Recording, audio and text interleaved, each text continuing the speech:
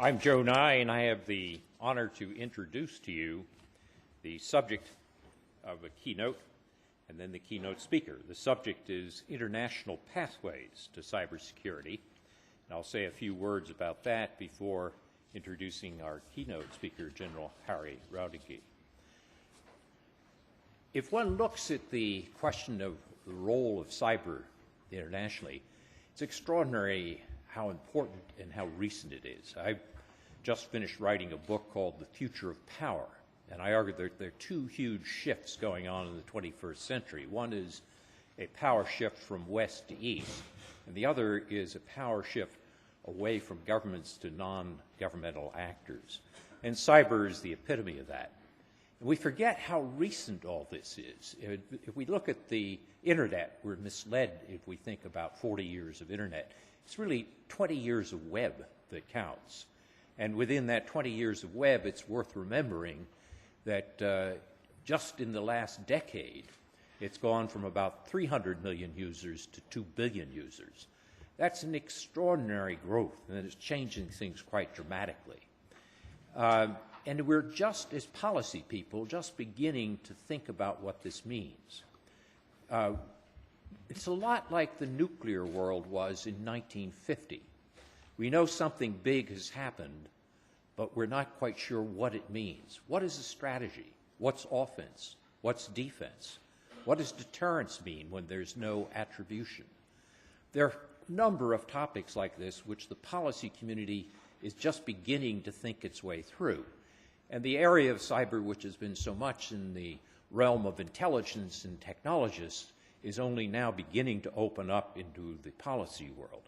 That's particularly important in terms of what the East-West Institute is doing, which is trying to broaden the discussion to a global policy constituency so we can deal indeed with the topic that we're about to engage in now, which is international pathways. It's true that many things in a strategy are within the control of sovereign governments. Cyber hygiene, resilience, redundancy, these can be done unilaterally. But when one looks at the real issues of cybersecurity, they are indeed transnational, and we can't accomplish them alone. Even the strongest country can't do it alone. Essentially, we have to think not only of power over others, but power with others. The ability to get the outcomes we want is going to require working with others. And in that sense, I think that we can say there's no arms control in cyber because there's no verification, but there can be rules and norms and ways in which we can cooperate, even if we don't have the exact analog of arms control. But there is one thing that's worth noticing in the analogy to nuclear arms control, which is not that you can repeat treaties or would want to repeat treaties like we had in the nuclear area, but how long it took to get a framework for thinking about this. If you look at the Non-Proliferation Treaty and the Limited Test Ban Treaty, they didn't come until two decades into the nuclear era, or about 2 decades as we are now into the cyber area.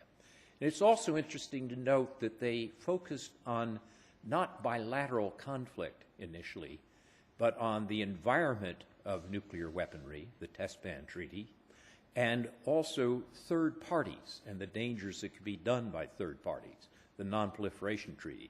Perhaps that gives us some hints as to what the pathways might look like in the cyber world.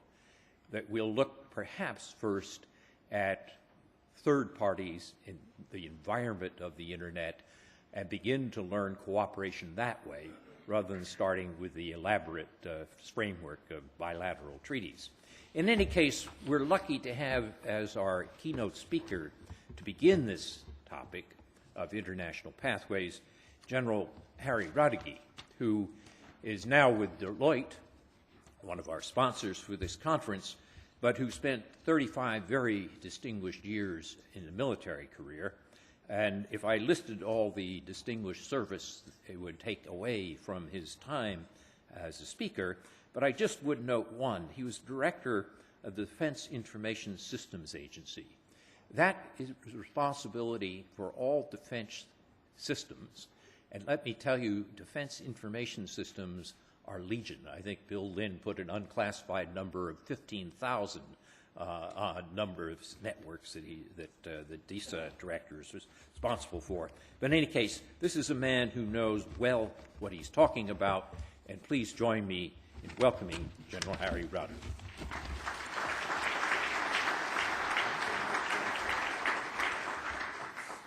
Well, thank you very much, Professor Nye, for that wonderful introduction and the warm welcome here from all of the participants at this conference today.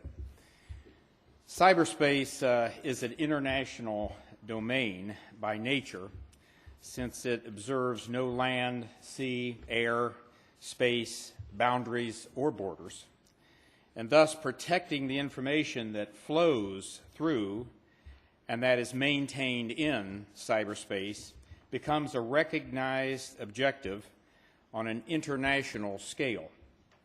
That, in part, is why we're gathered again as a body of over 400 registrants and from over 40 nations. This is a tremendous achievement for this gathering. And we're here in addressing key international issues and the pathways to cybersecurity. Cyber-related activities have become a global phenomena that is dramatically unfolding right in front of our eyes and lives every day. What's also becoming clear is that development of cybersecurity policy is not keeping pace with the accelerating exponential growth in cyberspace-related technology. Additionally, cyberspace vulnerabilities now are growing at a rate equal to or greater than cyberspace opportunities. This is a sobering thought, but one that many are beginning to recognize. Cybersecurity risk management is now moving routinely into government and industry boardrooms for discussion and for approving courses of action in protecting the most sensitive organizational information and intellectual property from unauthorized manipulation and theft. The threats are increasing and the risks are high. That's what makes our work today even more important. I was privileged to take part in the inaugural EWI Worldwide Cybersecurity Summit in Dallas this last year. At the end of our deliberations and recognition of the significant cybersecurity risk we were facing, the East-West Institute emerged with 5 key areas for continued study and discussion. Over this past year, and again today, in our breakthrough groups, we have continued to expand, develop, and define pathways toward these important international cybersecurity topics. The first topic carried forward from our Dallas Summit is policy on international priority communications. A lot of times you'll hear us refer to that as IPC. During large-scale international crises, priority information in the form of phone calls and messages must get through. Several recent international examples of crises include India's Mumbai terrorist attack in 2008, Australia's wildfires in 2009, Haiti's earthquake, and China's Qinghai and Sichuan earthquakes in 2010, and Japan's earthquake, tsunami, and nuclear meltdown in 2011. Last year in Dallas, 70% of the attending summit experts believed that initial policies and regulations were far behind technology advances. That's significant. Today, with the ever-expanding use of bandwidth-intense applications, our global information networks risk becoming overburdened. However, given this international challenge, we must ensure that priority communications have a clear path. One of our objectives of this summit is to work toward creating policy recommendations for international standards. The second topic from Dallas is cyber conflict policy and rules of engagement. Cyberspace has now been recognized as a new domain of potential conflict and warfare. Without a Geneva or Hague-type convention for cyber war, our summit leaders have raised questions about whether certain areas, such as critical infrastructures, should be declared as off-limits from cyber attack and disruption. Our summit leaders are continuing to explore possible rules of engagement and the potential for an international treaty or agreement.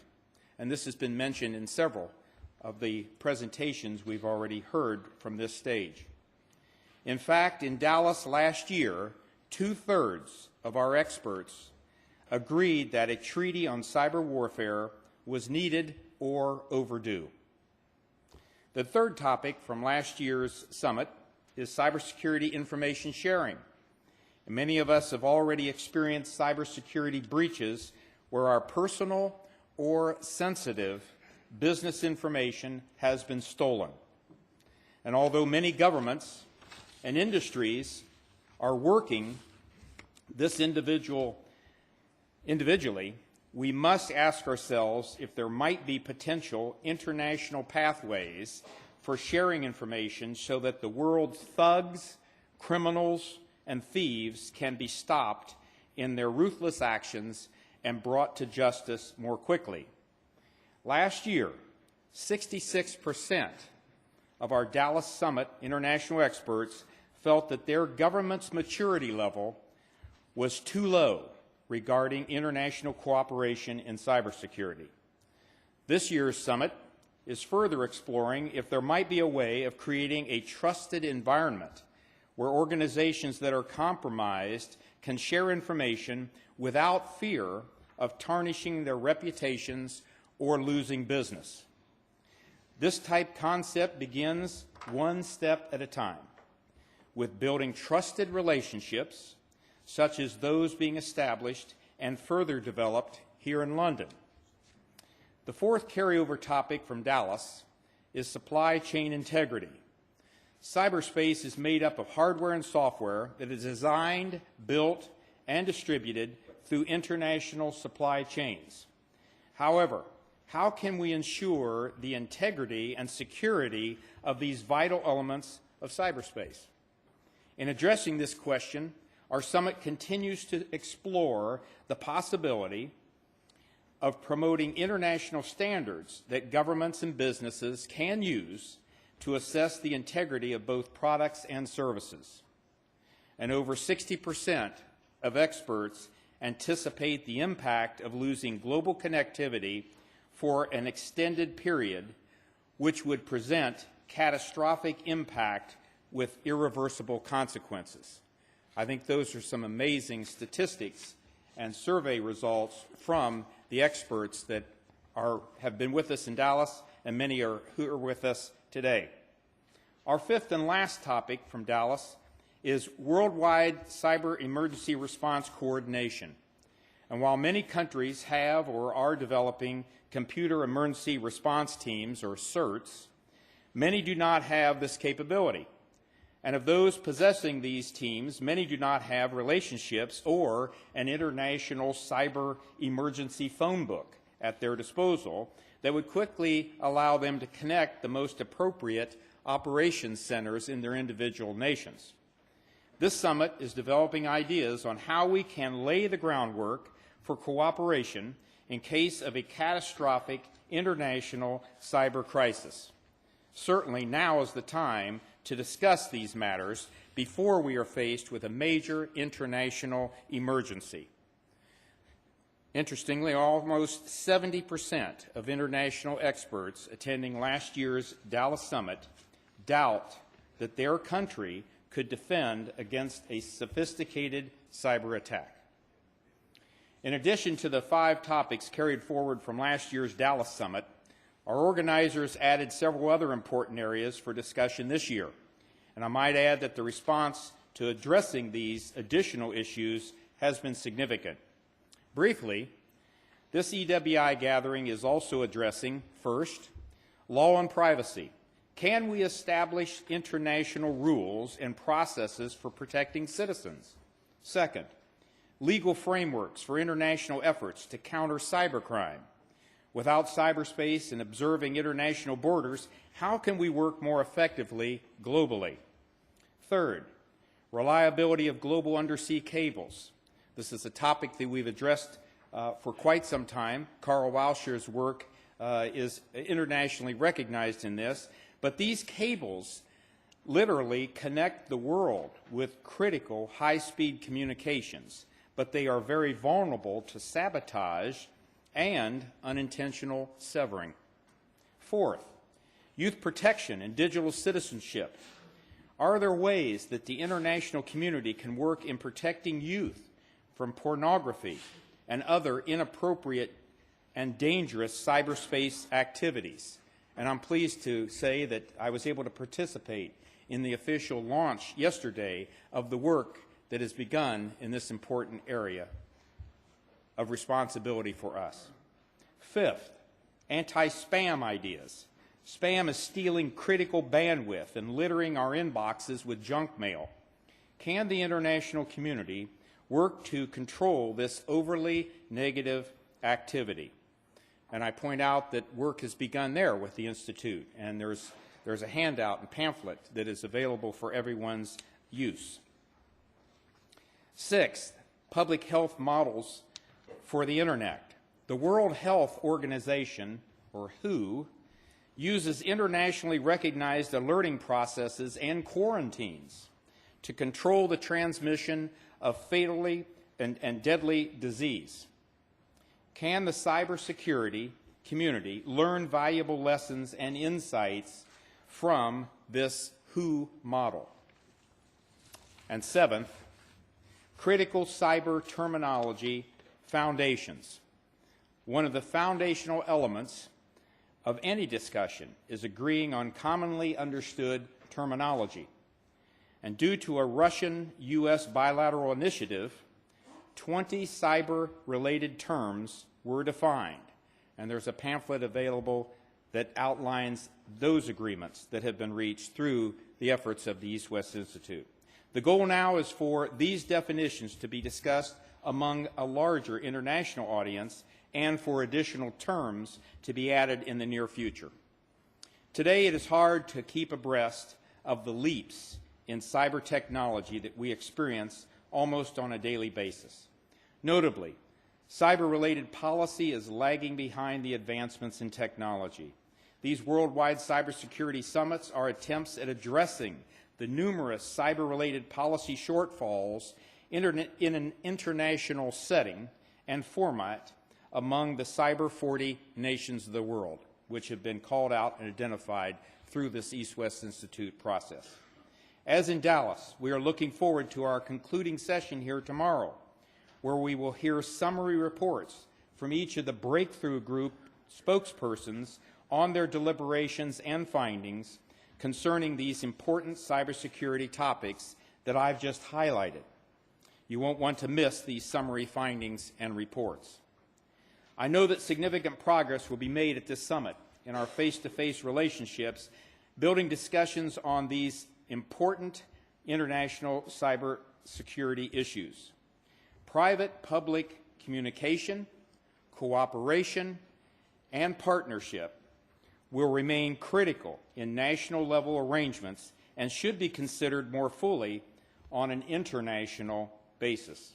As with Dallas, and unique to this summary or summit process, work among our breakthrough groups also should continue throughout the year with organizational leadership by those who are chairing each of our breakthrough groups here today.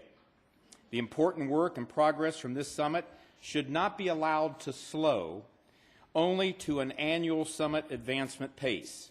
The work we are undertaking is too important, and persistent international dialogue is too critically required. As such, I challenge each chairperson to continue these discussions throughout the year with your breakthrough group members. We commend the East-West Institute for building an international infrastructure of relationships, networks, fellows, and staff to execute these ambitious efforts. Together with this London Summit and subsequent dialogue, our third annual summit, scheduled to convene in India in October 2012, will continue to advance these key topics and the international pathways to cybersecurity.